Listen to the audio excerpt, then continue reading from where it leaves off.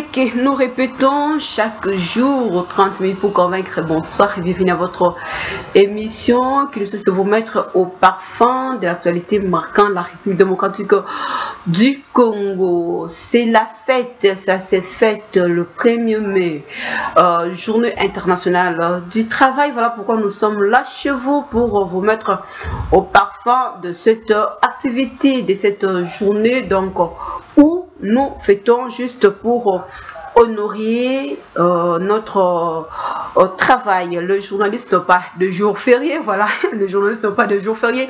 Nous aussi, nous sommes là juste pour répondre à notre devoir auprès de vous. Oui, sur la santé et la sécurité des travailleurs en République démocratique du Congo, c'est notre thématique de la soirée. Voilà pourquoi je vous avais déjà annoncé dans nos statuts, page Facebook, de pouvoir réagir face à cette thématique de la soirée, mais pour y parvenir à la découverte de cette thématique, je ne suis pas seule, je reçois pour vous expert ainsi que président de la fondation From Africa, expert en économie industrielle, président de la fondation From Africa, Jean-François, c'est l'habitué même de cette émission. Bonjour et bienvenue à cette émission, bonne fête chez vous. Bonjour et puis bonne fête à tous les travailleurs. Merci beaucoup. Est-ce que c'est la journée, c'est la journée du travail ou bien c'est la fête du travail? Alors c'est la fête du travail mais c'est la fête du travailleur, Jean-François. Alors un peu d'histoire. La première fête du travail, c'est 1793 en France. C'était la fête pour fêter la fête des gens qui travaillaient, les travailleurs.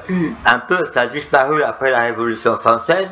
C'est réapparu aux États-Unis en 1886 ou 89, les dates ne sont pas tellement claires. Et là, ce sont les syndicats aux États-Unis qui se sont plus ou moins approprié cette fête pour célébrer les conditions de travail. Pour faire, c'était la journée où on faisait les plaidoyers de la condition de travail. C'était un défilé, mais on venait présenter ses doléances en matière de travail. Ensuite, il y a eu encore des passages c'est redevenu en France pendant la période essentiellement des deux guerres, où ça a été remis en valeur, surtout par les syndicats, pour les revendications qui concernaient la maladie, les conditions de travail, etc. Voilà à peu près pour l'historique aujourd'hui. Donc vous voyez, si aujourd'hui en RDC on se pose encore la question, ce que j'entends de cette fête, c'est que beaucoup de gens ne se sont pas encore appropriés les vraies réalités aujourd'hui de cette fête et quelle est la finalité de cette fête. Voilà, quelle est la finalité de cette fête? Donc vous aurez la réponse, moi, tout à l'heure sur ces plateaux. De toutes les façons, nous allons juste évoquer une problématique sur la santé et la sécurité des travailleurs en République démocratique du Congo. Monsieur Jean-François, quel regard portez-vous sur le travail et le travailleur en RDC? Alors déjà, le premier point le plus important pour le travailleur, c'est qu'il faudrait que d'abord tous les travailleurs soient dans le cadre du Code du travail qui prévoit un article, je crois que c'est le 193, si ma mémoire bonne, mais il y en a plusieurs, qui parle des conditions de travail aujourd'hui et qui doivent être appliquées dans les entreprises à tous les travailleurs. Mais qui dit travailleur, dit que le travailleur a un contrat de travail. Et aujourd'hui, les revendications qui sont faites par des acteurs de la société civile, l'intersyndicale, professionnelle, etc. Mais ça, c'est un autre problème, puisque aujourd'hui, beaucoup d'intersyndicales sont signalisées par d'autres objectifs, je m'excuse de ça, d'évolution professionnelle eux-mêmes, que de s'occuper de mettre en place les plaidoyers pour pouvoir améliorer les conditions de vie des travailleurs. C'est énorme ce qu'il y a à faire, un très grand travail. Ça, c'est la règle, et tout ça, aujourd'hui, le Code du travail dépend du ministère du Travail, de l'Emploi et... la prévoyance sociale. Voilà. Ça, c'est encore, je dirais, un problème à régler, puisque pour la mise en place, aujourd'hui, des actions en termes de santé, de sécurité de santé, ça n'implique pas que le ministère du Travail. Le ministère du Travail, il a mis ça dans son code, il a une prérogative de surveiller à travers les contrôleurs du travail et les inspecteurs du travail. Je reviendrai tout à l'heure pour parler de ces deux catégories-là. Mais maintenant, que doivent faire les entreprises aujourd'hui? La première règle, je vous ai dit, il faudrait que tous les travailleurs soient pris en compte dans le cadre d'un contrat de travail, ce qui n'est pas le cas. Aujourd'hui, vous avez même les coopératives minières, c'est des ASBL, les gens n'ont pas de contrat de travail, ça va être des indépendants, vous avez tous les gens dans l'informel, vous avez les gens, c'est les artisans. Mais ça passe de toutes les façons, ça passe inaperçu au vu aussi de l'État congolais. Alors voilà. Maintenant, le grand problème aujourd'hui qu'il faudrait, ce n'est pas que le rôle du ministère du Travail aujourd'hui, le rôle du ministère du Travail avec les contrôleurs et les inspecteurs, c'est de contrôler l'application du Code du travail et l'application des règles. Donc, on sait déjà qu'il n'y a pas énormément d'inspecteurs de travail, malgré qu'il y a quelques jours encore, lors d'une réunion, la ministre du Travail nous a informé qu'il y allait avoir à peu près un recrutement de 350 inspecteurs du travail. C'est bien beau de voir ça, mais il faut les former. Aujourd'hui, aller inspecter les lieux de travail, c'est un métier, c'est un savoir-faire, c'est une formation particulière. Et pourquoi le mesure au moins d'application du Code du travail n'est pas respecté en République démocratique du Congo? Alors, c'est ce que je voulais vous dire. Ça, c'est le rôle, le Code du travail dépend du ministère du Travail et qui a ses agents qui sont surtout les contrôleurs et les inspecteurs. Mais pour définir la stratégie à mettre en place, ce n'est pas le rôle du ministère du Travail, c'est le rôle, ce qu'on appelle les politiques publiques. Il faut une politique publique. Il n'y a pas une bonne politique publique. Il n'y a pas de réelle politique publique aujourd'hui en termes de sécurité et santé du travail qui va donner des prérogatives à tous les ministères. Parce qu'il y a le ministère de l'Agriculture, le ministère de la Forêt, le ministère des Mines, le ministère... Tous ces ministères-là qui ont des prérogatives envers les entreprises qui sont plus ou moins sous leur contrôle, n'ont pas aussi les éléments de contrôle, etc. Mais pas que de contrôle.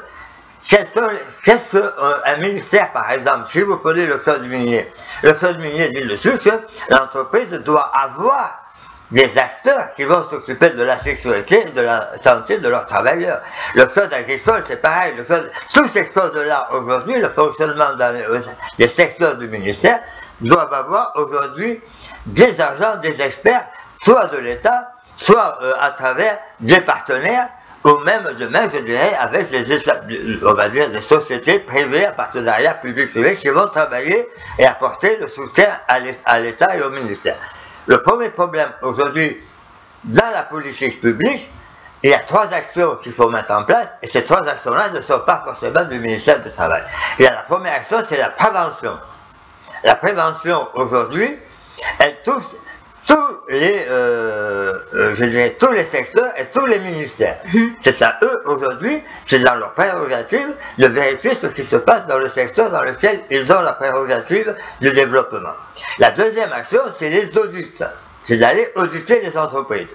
La troisième action, c'est la formation professionnelle. Parce que si vous ne formez pas les gens, vous n'arriverez pas demain à pouvoir mettre en place vraiment des objectifs en termes, je reviens toujours à la politique publique, dans ce terme-là, pour pouvoir réaliser et que la population, les travailleurs, l'État, les agents de l'État, les partenaires de la coopération technique internationale, tous les gens qui sont impliqués, l'Organisation internationale du travail, etc., s'impliquent aujourd'hui.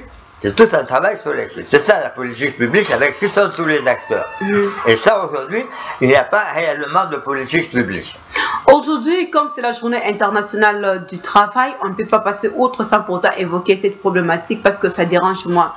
Plusieurs, surtout les jeunes étudiants ou les entreprises mettent en difficulté les jeunes étudiants, soit les débutants, ceux qui cherchent moi du travail avec cette formalité sur l'expérience professionnelle. Quel mot bien, quel est votre regard sur cette condition? Alors, avant d'accéder au travail, l'expérience professionnelle quand même, ça dérange plusieurs personnes. Alors non, je reviens aux 3 éléments, prévention, audit, formation. La prévention aujourd'hui, pour pouvoir faire la prévention, qui est, j'allais dire, l'élément le plus important, qui est l'animateur de ça, Normalement, ça doit être les chambres de commerce, ça doit être les groupements professionnels, ça doit être les syndicats professionnels, etc. C'est à eux, aujourd'hui, à mettre en place les éléments de la formation professionnelle. Et la formation professionnelle, aujourd'hui, dans la prévention, ce n'est pas des formations, je dirais, de 2 ou 3 jours. C'est des formations universitaires professionnelles. Là, je reviens à ce que je dis depuis des mois et des années même, sur l'industrialisation. Si on veut industrialiser, il faut impérativement avoir des formations professionnelles. Mais moi, je vous pose cette question par rapport à l'expérience professionnelle que les entreprises conditionnent au moins les recrutants. Voilà. Donc, sur les préventions aujourd'hui, il y a plein de métiers à former. Il faut mettre aussi dans les textes, il faut imposer que chaque entreprise doit avoir un responsable de la sécurité ou de la sécurité de la santé technicien. Et ça, c'est une formation professionnelle universitaire. Deuxièmement, on doit mettre en place dans les entreprises que les agents de maîtrise, alors je rappelle ce que c'est qu'un agent de maîtrise, c'est un chef de chantier, un conducteur de travaux, un chef d'équipe, un responsable de magasin, un responsable de routier, etc.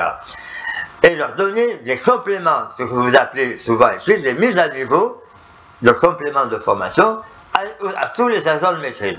Sachant qu'aujourd'hui, les agents de maîtrise, la plupart du temps, sont étrangers, ils ne sont pas congolais. Il faudrait que les agents de maîtrise qui ont la charge de cette activité soient des Congolais qui aident les Congolais. Si vous mettez un agent de maîtrise, moi j'ai une expérience, j'ai levé dans plusieurs entreprises, et je peux les citer dans le groupe Sobisa, j'ai fait des formations pour des Congolais qui sont venus des responsables de sécurité ou de CHSCT en remplacement des Indiens ou des étrangers qui étaient dans la société. Et ça marche très bien. Donc, il faut former. Donc ça, c'est le rôle, la prévention, c'est le rôle essentiellement des entreprises avec leur groupement professionnel. Deuxième action, c'est les audits. Aujourd'hui, l'État, pour faire les audits, s'adresse à l'OCC. L'OCC se dit avoir toutes les compétences pour aller auditer les entreprises. Mais l'OCC, aujourd'hui, je peux le dire, je suis depuis 45 ans dans le secteur minier de travaux publics de ce pays. Je n'ai jamais vu, à des postes importants, je n'ai jamais vu sur un chantier, un inspecteur du travail et ou un contrôleur du travail, ou même des agents de l'OCC, venir contrôler les problèmes de sécurité sur le chantier. Jamais. Pour une simple raison, c'est que quand ils arrivent déjà, on ne les laisse pas rentrer sur les sites. Pour quel motif? Et on leur donne une petite enveloppe. Voilà. Ils n'arrivent même pas, même souvent, je peux le dire, dans le temps ghanéen, je n'ai pas peur de le dire, le contrôleur du travail chez Académie, pour venir visiter à Nyuzu, à Kabalo, etc., il n'a pas de moyens de transport. Donc il reste à Académie, il ne vient pas. L'État ne dispose pas les frais de fonctionnement? L'État aujourd'hui ne donne pas les moyens aux inspecteurs du travail, aux contrôleurs du travail de se déplacer, surtout quand je parle du secteur minier.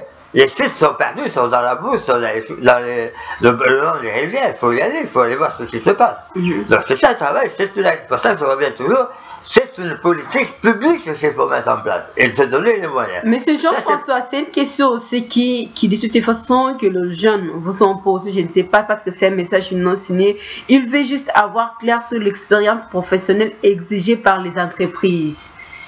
Pourquoi tant d'expérience? 5 ans d'expérience, 3 ans d'expérience, 2 ans d'expérience, pendant qu'ils viennent de finir ces études à peine? Non, mais le problème aujourd'hui, on revient, je vous ai parlé de la prévention, je vais vous parler des audits, et maintenant, dans les audits, je dis aussi que souvent le ministère de la Santé aussi vient s'impliquer pour voir les maladies professionnelles. Juste une remarque, à RDC, au niveau du ministère de la Santé et de la Caisse nationale de sécurité sociale, il n'y a que 7, si ma mémoire est bonne, maladies professionnelles prises en compte. Mais les maladies professionnelles, aujourd'hui, avec les évolutions de technologie et tout ça, c'est plus de 50 maladies professionnelles. On va y arriver. On va y arriver. Le troisième point, c'est la formation. C'est un peu la question qu'on vous pose. Pour y arriver aujourd'hui, le problème, c'est que les gens ne sont pas formés. Alors, ils posent la question, ils disent qu'il faut 5 ans. Non, il ne faut pas 5 ans. Il faut que quand la personne a une formation classique, universitaire, particulièrement, c'est-à-dire licence ou master, fasse une formation de 1 an, professionnel dans un secteur pour devenir aujourd'hui un expert en sécurité du travail, en gestion des comités d'hygiène et de sécurité, en matière de santé du travail, etc. C'est des spécialités. Aujourd'hui, est-ce que vous avez réellement des médecins du travail attachés au ministère du Travail? C'est des formations, ça veut dire la personne qui a été formée n'a pas besoin de 5 ans d'expérience. Dès qu'elle a une formation déjà classique en médecine généralisée, elle se spécialise. Mais pour ça, il faut des structures. Voilà le point qui est le plus important pour le domaine de la formation. Mais il faut sensibiliser tous les acteurs. Et je vous dis, les métiers aujourd'hui qu'on a besoin dans le domaine j'allais dire, du bruit, des explosifs, des transports, des problèmes de l'extraction minière, des poussières, etc. Tout ça, c'est des spécialités au niveau sur les influences sur la santé et les maladies aujourd'hui professionnelles. Et je soulève encore un autre point, c'est que les maladies professionnelles ne s'adressent pas forcément aux travailleurs. Ça, c'est un autre problème. Moi, qui suis dans le secteur minier depuis des années dans le pays, d'autres personnes dans l'environnement du secteur minier ou du secteur forestier même aussi, peuvent attraper aujourd'hui, et je rajoute même dans le secteur, pour faire les routes bitumées. L'environnement des gens qui sont autour de ces lieux de travail respirent des odeurs, respirent de la poussière, etc., qui sont des incidences sur le cancer. Donc ce n'est pas que le travailleur qui va attraper quelque chose, une maladie qui va se déclencher peut-être 10 ou 15 ans après avoir eu des émanations de poussière. C'est aussi la population qu'il y a autour. La poussière n'a pas que d'impact sur le travailleur. La poussière se déplace. Et autour des sites miniers, il y a des champs de creuseurs, il y a des commerçants, il y a des terrasses, c'est comme ça parce qu'il y a des endroits de festivité autour des sites miniers. Merci beaucoup, merci beaucoup. Améliorer la sécurité et la santé au travail dans les petits et moyens entreprises, c'est juste le thème de cette année. De toutes les façons, quelles sont d'abord vos appréciations par rapport à cette œuvre?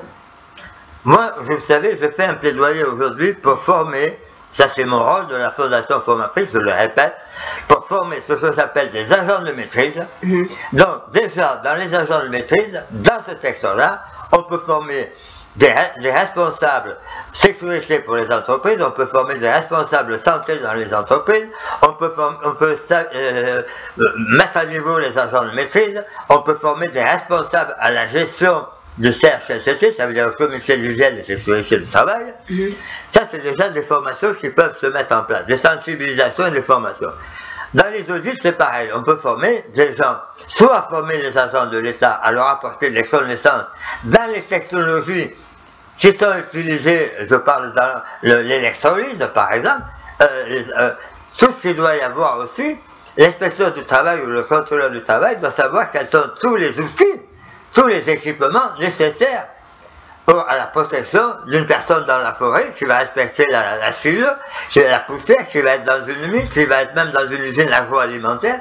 Ils doivent s'approprier tout ça. C'est des formations bien spécifiques. Donc, le rôle que j'ai à la Fondation, c'est d'apporter des licences. C'est mon but depuis des années, c'est d'apporter aux gens qui veulent se former, qui sont intéressés par les problèmes, j'allais dire, de sécurité au travail, etc., de s'approprier et de leur apporter des formations pour pouvoir répondre à ces exigences qui sont exigées, et je reviens toujours, par la politique publique donnée au ministère. Mais un des éléments qui est important aujourd'hui, comme l'État n'a pas tous les moyens, ne peut pas tout faire, il faut que l'État aujourd'hui puisse avoir des partenaires. Et le premier des partenaires que je dis, c'est pour ça que quand je parle des formations que je fais, et j'en ai une que je vais lancer bientôt, pour les sensibilisations pour les jeunes, mais une que je vais lancer au mois de juin, là dans l'année qui arrive, c'est une formation de responsables en hygiène sanitaire et alimentaire. Parce que dans la protection de la santé dans les sites miniers, il y a le problème de l'alimentaire, et je dirais même de la boisson. Entre guillemets, il faut penser qu'il y a aussi des problèmes de drogue et de toxicomanie dans le secteur minier qui pénalisent les travailleurs. responsabilité des entreprises. Mais responsabilité des entreprises, quand vous parlez des millions de creuseurs qu'il y a dans les coopératives ASBL, qui aujourd'hui s'occupent de la santé des travailleurs. Merci beaucoup. Essayons un peu de rester sur la problématique de notre émission sur la santé et la sécurité des travailleurs en République démocratique du Congo. Quelle analyse faire d'abord dans un premier temps sur la santé des travailleurs au Congo? Vous êtes quand même expert, vous avez fait tant des années en RDC. Vous êtes en face moins de plusieurs entreprises, ainsi de suite. Vous connaissez les réalités, les diverses réalités que traversent les travailleurs en RDC. Quelle analyse faire? La première analyse, c'est former tous les acteurs de la prévention. Là, c'est sur le plan santé. Hein. Je suis sur le plan santé. Oui, mais la prévention, elle est dans la santé aussi. Hein. Ok. Mettre un masque, je vous ai dit, j'ai eu un cancer de la bouche. Il vient d'avoir respiré, là, pendant plus de 40 ans, les poussières toxiques dans l'électrolyse, dans les carrières, etc. C'est clair que voilà, ça se soigne. Parce que j'étais me faire, je suis français, je suis me faire soigner en France. Mais le Congolais aujourd'hui, a-t-il les moyens? Y a-t-il des hôpitaux ou des centres de dépistage? Est-ce qu'on fait des analyses aujourd'hui, des examens auprès des travailleurs qui ont travaillé? Et je parle de l'usine de Louis Loup, que je connais bien. Parce que tous les gens qui étaient avec moi, une grande partie sont décédés. On a dit qu'ils sont décédés de telle chose, mais une grande partie, ils sont décédés. Partant de vos mots, apparemment la santé des travailleurs congolais ne sont pas rassurées. Non, aujourd'hui, les sociétés, toutes les sociétés minières aujourd'hui, devraient avoir un centre, ils ont, je ne dis pas qu'ils n'ont pas tout, mais vraiment un centre vraiment spécialisé dans la détection des maladies qui peuvent même se produire plus tard. Parce que souvent, le travailleur, il décède des conséquences du manque de protection. C'est pour ça que je reviens à la protection sur la santé. Voilà, ça c'est le point important. Parce que la protection sur la sécurité, ça va donner des accidents, ça va donner des handicaps, des fractures, des blessures. Mais ça se soigne encore. Mais le problème de la santé, aujourd'hui, il faut le dépister. Il faut qu'il y ait des centres de dépistage, il faut que les entreprises se regroupent pour mettre en place à Kolwezi, à Kalemi, à Bukavu, etc., des centres de dépistage au niveau de la santé. C'est pour ça que je dis, ce n'est pas que le rôle du ministère du Travail, c'est le rôle du ministère de la Santé, c'est la politique publique. Voilà ce qui doit être fait au niveau de la santé. Parce qu'aujourd'hui, le ministère de la Santé dit, mais ça c'est le numéro 2. Donc, qu'on aide et qu'on explique maintenant comment on peut développer.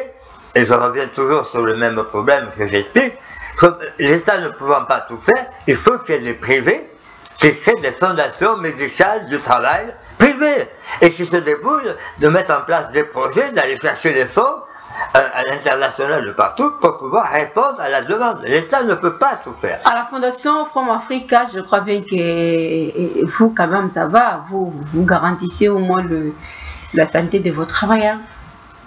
Ah mais moi, je n'ai pas beaucoup de travailleurs, mais les quelques travailleurs... Les pays qui travaillent avec vous. Les peu qui travaillent avec nous, normalement, oui. Ils sont contrôlés. Tous les gens qui ont un contrat de travail, c'est pour ça que je reviens aux ASBL. Parce que je n'ai pas que l'activité ASBL, j'ai une activité SARL. Dans le cadre de la SARL, oui, ils sont contrôlés. Dans le cadre de la SBL, aujourd'hui, il n'y a rien, même si on nous fait remplir des papiers, on n'a pas d'obligation. Parce qu'aujourd'hui, le travailleur en formation, c'est un enseignant qui travaille à tel endroit qu'on va recruter pour une semaine pour donner une formation, faire venir un expert de l'étranger, etc. Voilà, donc, les conditions, voilà, les contrats du travail, ça fait partie de la sécurité, du travail de toutes les façons. On entend directement quel mot sur la sécurité du travail en RDC. La sécurité aujourd'hui, elle touche tous les domaines, la construction des routes, construction des immeubles, etc. Aujourd'hui, c'est pareil, je reviens toujours. Première étape, c'est la prévention. Il faut que les gens sur place donnent les équipements, les moyens. Vous pouvez passer de partout, vous verrez les gars travaillent à 20 mètres, 50 mètres de hauteur, sans harnais de protection, sans casque, etc. Même sans chaussures. J'ai vu, moi, dans la construction des meubles, les gens travaillaient à pieds nus.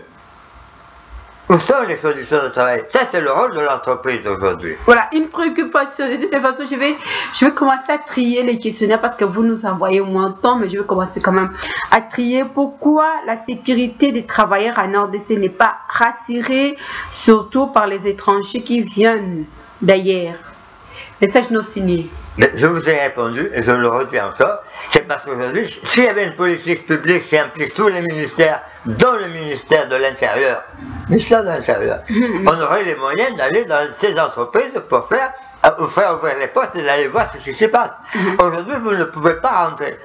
Et quand on fait j'allais dire, on veut mettre en place, je viens toujours au code du travail, il faut pouvoir mettre dans le code du travail que c'est une obligation, qu'il faut un contrôleur, un expert contrôlé dedans qui puisse tirer la sonnette d'alarme. Si vous n'avez pas un agent formé, et je dis c'est une licence professionnelle universitaire, qui nécessite 1 an de formation après une licence classique. Et c'est cet agent-là aujourd'hui, congolais, qui défend la vie de ses compatriotes congolais, qui va tirer la sonnette d'alarme. Ça aussi c'est un message parce que nous sommes dans la santé et la sécurité. Je travaille chez les Indiens, j'ai été au moins victime par un accident au travail, mais on ne m'a pas rassuré ma santé, moi encore ma sécurité. Il travaille chez les Indiens. Non, mais c'est partout, c'est partout. De toutes les façons, sa santé n'est pas sécurisée, la sécurité n'est pas rassurée. Pour quel motif de toutes les façons? Parce qu'aujourd'hui, nous fêtons, c'est bien de fêter, c'est bien de crier, c'est faux. Mais parce qu'aujourd'hui, la fête du travail. C'est-à-dire le rôle de l'État, le rôle des agents de l'État, le rôle des inspecteurs du travail, des experts, etc., n'ont pas tous les moyens, n'ont pas toutes les prérogatives d'aller contrôler dans les entreprises. Et puis il n'y a pas assez d'effectifs. Vous avez vu la surface du pays, le nombre de sites qu'il y a. Il faudrait avoir, je vous ai dit, la ministre du Travail a dit récemment qu'elle allait faire un recrutement de 350 inspecteurs du travail. C'est bien, mais il faut des contrôleurs, il faut des experts. Il faut beaucoup de monde aujourd'hui. Mais j'allais faire une remarque. Quand vous avez un accident, c'est méchant ce que je vais dire pour les étrangers. Quand vous avez un accident sur un lieu de travail clos, ça veut dire qu'il est fermé par les étrangers. La plupart du temps, le travailleur qui décède là-dessus, il va avoir, on pourrait demander une autopsie, mais ça il faut payer, la famille doit payer. S'il ne veut pas payer aujourd'hui, que font les étrangers? Ils vont, je m'excuse de dire ça, mais je l'ai vu pas une fois, je l'ai vu 10 fois. Ils vont lui mettre une bouteille de whisky dans la bouche et vont dire il est terrible. Le chauffeur a fait une embardée avec le véhicule, il est décédé, on va venir mettre de l'alcool dans la voiture. Tout ça pour dégager l'activité de l'entreprise. C'est pas valable qu'à RDC, ça se fait dans d'autres pays au monde. Mais ça se fait aujourd'hui pour dégager toute enquête, tout le PV. Quand il y a un accident sur un chantier, il y a un PV, quand il y a un mort.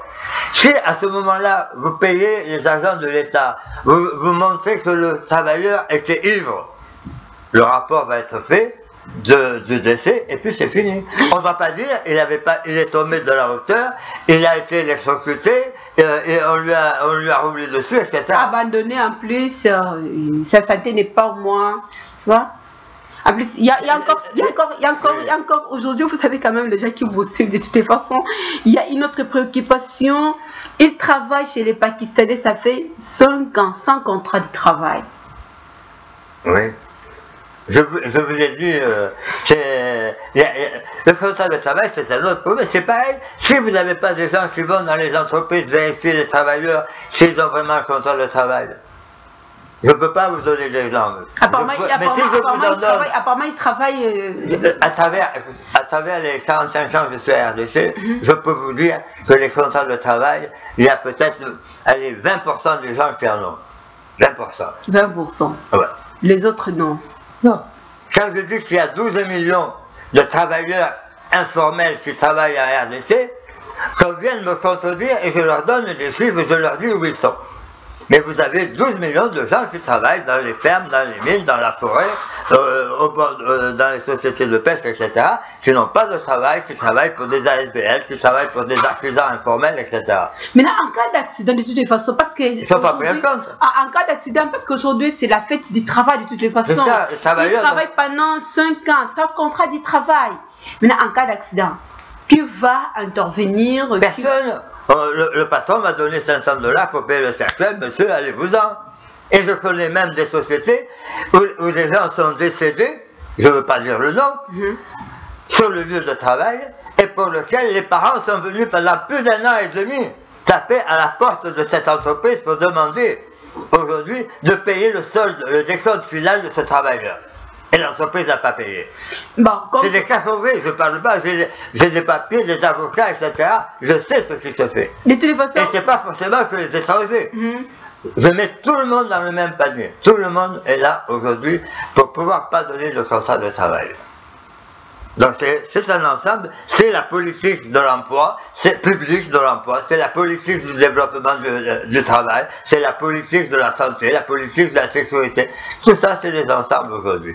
Et à travers les évolutions qu'il y a eu depuis des années par les ministères, d'accord, je dis aujourd'hui que les ministères, il faudrait les réadapter aux réalités fonctionnelles. C'est pour ça que tant que vous n'avez pas une politique publique, vous ne pouvez pas redescendre dans les activités aujourd'hui des différents ministères, de savoir quelles sont leurs prérogatives. Par exemple, le ministère du Travail, il fait le travail, mais par exemple, s'il y a des structures pour le travail, il est là pour contrôler le travail qui se fait dans les entreprises qui existent. Mais les ASBL ne dépendent pas de lui, aujourd'hui. Ils dépendent d'autres structures. S'il doit contrôler, on doit faire de prérogative que tous les travailleurs, que ce soit dans n'importe quelle structure, dépendent aujourd'hui, ont j'allais dire, un élément du ministère du Travail qui doit venir les contrôler, qui sont l'élément du contrat de travail, ou l'attestation de stage, etc. Parce qu'il y a les stagiaires, on n'a pas parlé de ça. Dans beaucoup d'endroits, on embauche des gens stagiaires. S'ils ont un accident, qu'est-ce qu'on fait? Moi, j'ai eu des stagiaires. Ceux qui sont des gens qui ont fait 5 ans ne sont pas engagés, alors les stagiaires auront quel droit de toutes les façons? Non, mais je parle de la santé. Par exemple, moi, dans la fondation, j'ai eu des stagiaires dans lesquels elles ont été malades. Il n'y a pas eu d'accident. Je n'ai pas dans le domaine de la formation, c'est rare d'avoir des accidents du travail. Mais elles ont eu des problèmes de santé. Elles ont été malades. J'ai pris en charge, j'ai payé les factures de pharmacie du médecin. Comme je me paye pour moi quand je suis malade. Je fais le même cas pour tout le monde dans l'entreprise. Et même à des fois, j'ai payé pour les enfants de ces stagiaires que j'ai eu. Pas que les travailleurs, des stagiaires. Une stagiaire qui arrive et qui vous dit, j'ai mon fils qui est malade, etc. J'ai besoin de 50 $ pour acheter les médicaments. On donne. C'est une fondation, je ne suis pas là pour faire des bénéfices, je suis là pour apporter de la compétence, de l'expérience, de l'assistance aux sociétés, mais aussi aux gens qui travaillent avec moi. Organisation internationale du travail quand même reconnaît aussi que les conditions du travail partout n'est pas tellement bonnes. Voilà pourquoi ils ont commencé avec partant de leur intitulé même du thème améliorer la sécurité. De toutes les façons, nous sommes petit à petit vers la fin de cette émission. Quelle politique faut-il mettre en place pour améliorer la santé et la sécurité des travailleurs partout dans le monde? Alors, je vous ai dit tout à l'heure que le début de la fête du travail, c'était 1793 en France et après ça a été 1886 ou 89 aux États-Unis. Et revenu après en Europe pendant les 2 guerres. L'élément le plus important aujourd'hui, c'est que ce n'est pas qu'à RDC. Il y a dans le monde aujourd'hui des milliers de personnes qui n'ont pas de contrat de travail, qui ne sont pas à la santé, etc. Qui est le responsable? Aujourd'hui, on parle toujours de l'organisation du Bureau international du travail, mais de l'Organisation mondiale de la santé, etc.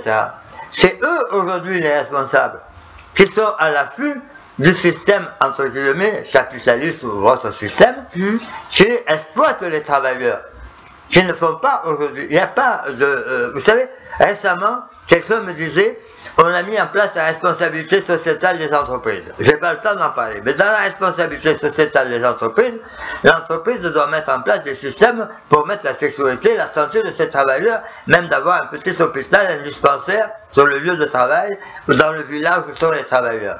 Est-ce que tout le monde le fait? Je reviens à l'exemple de Somica, MMR particulièrement. Nous avons mis en place un hôpital à Chicago, Parce que d'un seul coup, la population qui était de 800 habitants est passée à 15 000 habitants. Il fallait faire un hôpital. Alors on trouve les moyens. On crée une fondation, on va chercher les fonds, on se remonte les manches, et on crée un hôpital pour soigner les travailleurs qui vont venir d'un seul coup se mettre là où il y a des problèmes d'eau, d'assainissement, etc., qui sont tous des problèmes qui causent des maladies. Et je terminerai sur un autre point, très grave. Je vais demain visiter un centre où il y a des enfants atteints du cancer. Des enfants atteints du cancer. Non pas par les enfants, mais par les parents.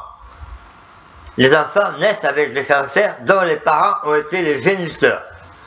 Donc, vous voyez les conséquences qu'il y a aussi au niveau de la santé sur tout le domaine qui touche c'est surtout le secteur minier, hein, chez les générateurs. Mais j'avais préparé, mais on n'a pas le temps, de vous dire qu'on vient de découvrir aujourd'hui, depuis quelque temps, que tous les abattages de bois, le sciage de bois, le polissage du bois, le traitement du bois, que ce soit en forêt, les émanations de poussière de bois, de certains bois, donnent des cancers et peuvent même tuer des personnes. Voilà, c'est une remarque que je fais. Mais tous les jours, on découvre les conséquences de toutes ces maladies professionnelles ou toutes les conséquences. Comme j'ai dit, la sécurité, c'est de ne pas se casser les jambes, de ne pas recevoir une poutre sur la tête, etc. Mais le plus grave aujourd'hui, c'est la santé.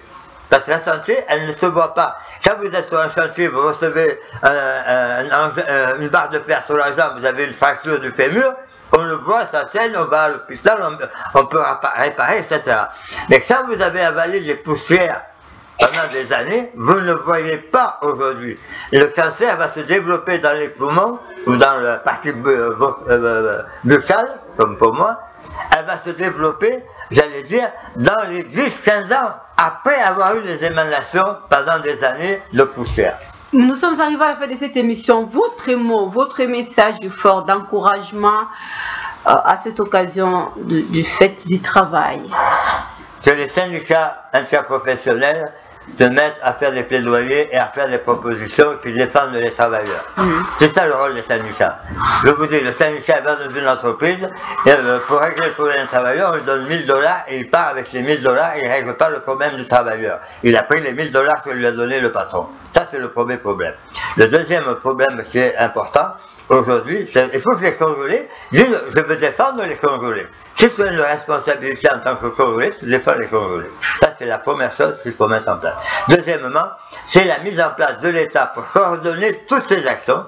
C'est la politique publique en matière de sécurité et de santé du travail qui va donner les différentes prérogatives dans les ministères qui vont établir leur stratégie ministérielle et ensuite mettre en place les moyens qu'il leur faut. Soit ils ont les moyens, soit il faut appel à du partenariat public-privé, soit à des bailleurs de fonds pour mettre en place les actions dont ils ont besoin. Merci beaucoup. Nous vous disons merci d'avoir accepté à notre invitation. Je vous remercie, c'est toujours un plaisir de venir sur votre chaîne, apporter des expériences et éventuellement des améliorations. Merci beaucoup, merci beaucoup. Nous avons juste une communication par rapport à cette formation qu'organise l'ONG Lifeline, donc avec la Fondation From Africa. Cette formation est prévue en date du 27 mai 2023 de 8h à 16h. Donc vous aurez beaucoup plus le plaisir de précision les samedis à l'émission Show de chaîne. C'est fini pour aujourd'hui. Bonne fête chez vous. Bonne suite des programmes sur nos antennes. Portez-vous bien, votre condition sur Show TV. Au revoir. À la prochaine.